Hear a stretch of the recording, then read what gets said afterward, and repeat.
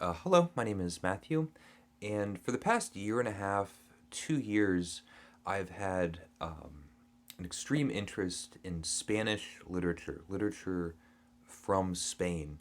And over the course of the year and a half, 2 years, I've played an active part in trying to find the great literary works from Spain that are in English language translation, which has out to be surprisingly elusive, hard to pin down. Even though, of course, Spain has a rich literary tradition, but finding modern, widely available, affordable books for all of these great works has been much more elusive than I really would have thought. I have a fairly long history in being interested in works in translation. I've read a lot of French literature in translation and a lot of Russian literature in translation. And if you have that interest and set out to find it, there's a wealth available to you. And I've still found it rather difficult to find these Spanish books.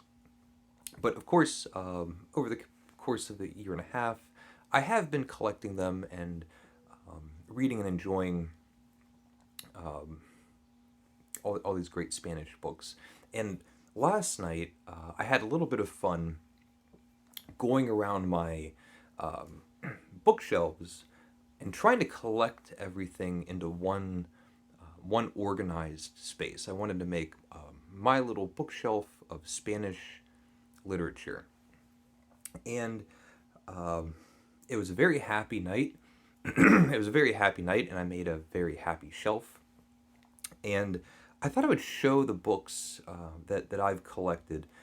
Obviously, it's not a complete work of all the great works of literature which I've been talking about, and I haven't read everything either. I've read a good deal, but not everything. I just thought I would show what I have, and I think I made these little piles. Um, for some reason, I decided to go in a sort of rough chronological order, and my first little pile almost feels like a little bit of a cheat, but it is it is works from Spain, and so I'm going to start with my edition. It's the complete letters of Pliny the Younger, and Pliny the Younger had a correspondence with Trajan, the Spanish emperor, the Spanish Caesar, and in this edition, it gives a correspondence. So you can read the letters from Pliny, and then you can read the letters from Trajan, which is just great. So Trajan to Pliny, in the late 110 or 109, if the construction of the new baths is not going to impose a burden on the resources of the Prussians, we can grant this request, so long as no levy is imposed on them for that purpose, and that they do not have fewer resources available for necessary expenditure in the future, which is just great. So a little bit of a letter of correspondence from the Spanish emperor. And then we move on to another famous Latin writer, but it's Seneca, also from Spain. And I have these 3 volumes. I have selected letters from Seneca, dialogues and essays. The letters, the dialogues, and the essays were all for public consumption. And they're all philosophical and stoical. And then Six Tragedies by Seneca, and I haven't read all of them. There's Phaedra, Oedipus, Medea, a couple others, but it's interesting because an interesting detail to point out is that it's translated by Emily Wilson, who recently, a couple years ago, had her great modern translation of the Odyssey by Homer. So that's pretty cool. And then from there, I read this. This is the poem of the Thid. This was written, let me see.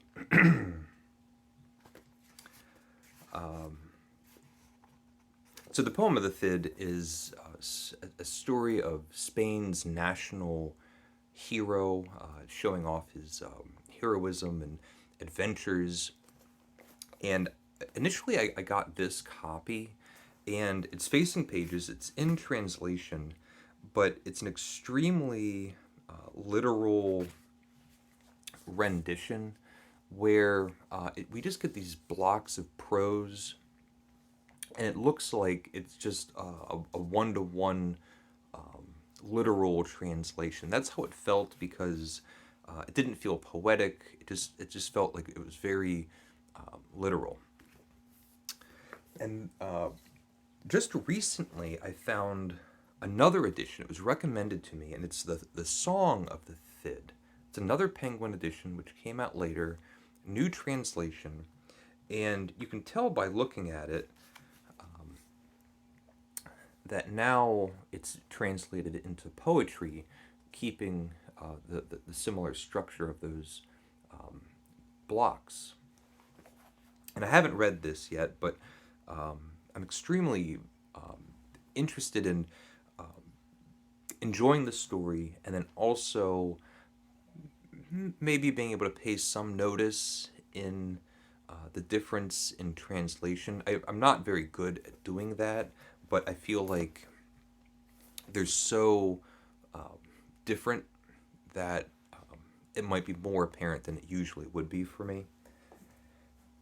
And then after that, we now start to move on to the golden age of Spanish literature, which we could say starts around 1500. And from what I've been able to find, it's mostly dramatists, playwrights. And the first one I'll show is a little collection, 3 plays by Pedro Calderón de la Barca. My copy. And the 3 plays are The Mayor of Salamea, Life's a Dream, and The Great Theater of the World. And all of these are adapted by Adrian Mitchell. And I haven't read any of these, but it's another one of those playwrights that's just supposed to be one of the known figures in the golden age of Spanish literature. The next one I had shown just recently. I just got this, so I haven't read it, but the play that I plan to read first is The Knight from Olmedo, and this is 3 plays by Lope de Vega. This is my copy with that terrific cover. Translated by Gwyn Edwards, and the 3 plays are Fuente Obejuna, The Knight from Almeda, and Punishment Without Revenge. Lope de Vega lived between 1562, was born in 1562 and died in 1635.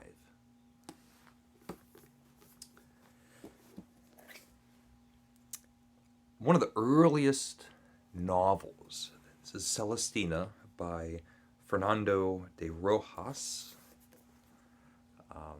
which I read kind of recently, and I believe I made a video talking about this. One of my general impressions of this novel is how it really feels like It was entirely influenced by the dramatists, by the playwrights. It feels like a novelization of a play. So the action feels like stage direction. The characters talking feels really very much like dialogue. And it just seems like those early, not experimental, but individual, really personal attempts to try to novelize something before there was an idea of a novel. Um, of course, there are ancient novels, but anyway. And then the picaresque novels that I have, Lazarillo del Tormes and The Swindler, two picaresque novels in this Penguin edition. And I believe The Swindler, so the Swindler was by Francisco de Quevedo, and I believe Lazarillo del Tormes was published anonymously. So, then we move on to the giant. Of course, we're talking about Cervantes and Don Quixote, which I just read. I made a whole bunch of videos talking about part one of this amazing masterpiece. Everybody knows Don Quixote, and it's synonymous with Spanish literature. If you mention a great Spanish writer or the great Spanish work, it's Don Quixote by Cervantes, in the same way that Goethe is synonymous with great German writing, and Shakespeare is synonymous with English writing. There's a little bit extra that I've read by Cervantes, and that would be his exemplary tales. And I've read all of them, and I think I've made a few videos about a few of them. The Little Gypsy Girl, Rocinante and Cortadillo, The Class Graduate. There's the Dialogue of the Dogs. And there's no truer title. I mean, these short stories are exemplary. And if you've read Don Quixote, even if you've only read part one, you know that there's those sliced in pastoral or romantic or picaresque little mini like novellas that are inserted into the story. It feels like an extension. This is like a collection of short stories that just show off how great of a storyteller Cervantes is. So from there, I can move on, kind of zoom into the future, into the 19th century. And I have Tristana by Benito Perez Galdós, which I read, I loved it. Very much feels like a 19th century novel. Galdós is often compared with Dickens and Balzac. I can kind of recognize that influence, but certainly a writer that can stand on his own 2 feet. And this is especially when it gets a little bit frustrating, knowing that Galdós was an extremely prolific writer. The only other thing that I've found is this great big book, which I haven't read it yet, and it's Fortunata and Yacanita. Beautiful, absolutely beautiful cover. It's gigantic, 800 pages in small print. Let's see how small that print is.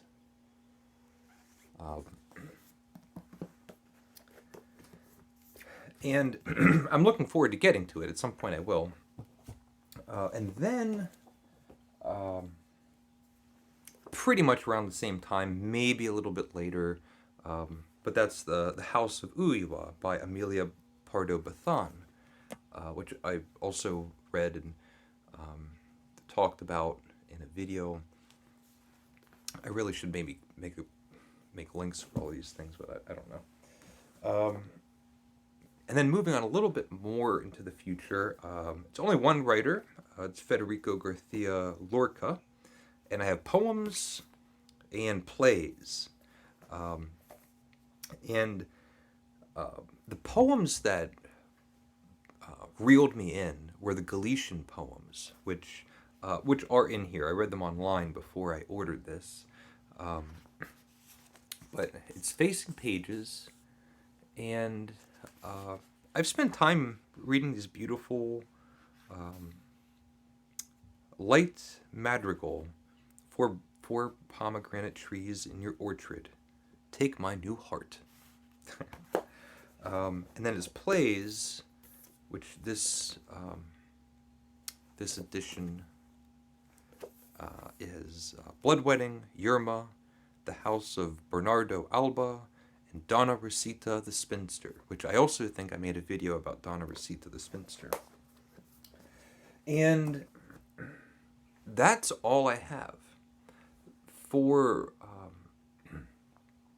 French literature, I can have shelves if I just ordered everything. This is pretty much everything that I've seen, and the writing quality from everything that I've read is incredible. It's amazing, but it does seem like there's not as much Spanish literature from Spain that's easily available. I don't know why that is, but partly intriguing, mostly frustrating. It really means that I just need to learn Spanish, but I'm getting there. So that's everything that I have. Recommendations are also always welcome. But thank you for watching. Let me know if you have any thoughts about anything that I had here. Thank you for watching. Please leave a comment if you would like, and take care.